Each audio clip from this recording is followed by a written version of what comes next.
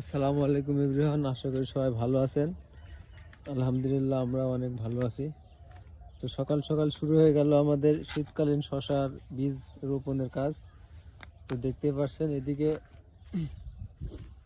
তামিম একটা মালচিং কাটার দিয়ে আপনার মালচিং কানা করে রেখে যাচ্ছে।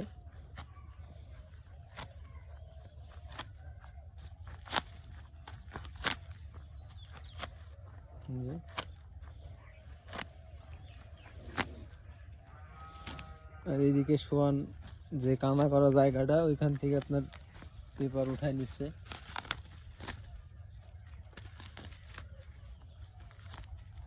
আজকে আমরা শসার বীজ রোপণ করব এখানে। দেখুন, তো এই সাইডের কাজ আমাদের কমপ্লিট। সকাল সকাল অনেক কাজ হয়েছে আজকে।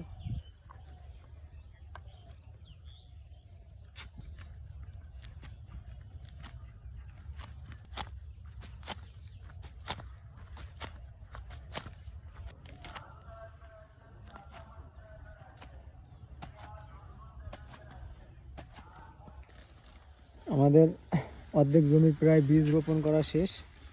এদিকে বীজ রোপণ হয়ে গেছে, এদিকে বীজে পানি দিয়ে দিচ্ছে সাথে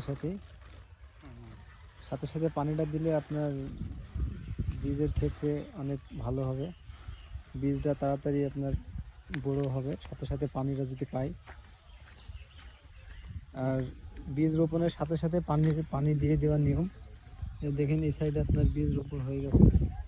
আর এই যে এদিকে তামিম আর সোয়ান বীজ রোপণ করছে, আমিও বীজ রোপণ করছি, কিন্তু আমি ভিডিও করছি তার জন্যই আপাতত এখন করা হচ্ছে না। দেখুন কীভাবে বীজ রোপণ করে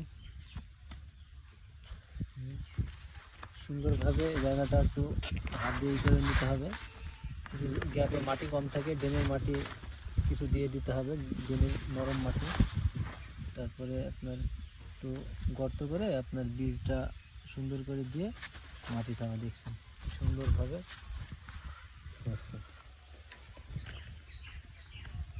তো আজ সকালে আমরা শীতকালীন শসার জন্য যেই আপনার মালচিং কাটিং এবং বীজ রোপণ শুরু করছিলাম, তো এই মুহূর্তে পুরো 1 বিঘা জমি আমরা শেষ করলাম। মালচিং কেটে আপনার বীজ রোপণ করে আবার সাথে সাথে পানি দিয়ে পুরো কাজ কমপ্লিট করলাম। তো সবাই দোয়া করবেন।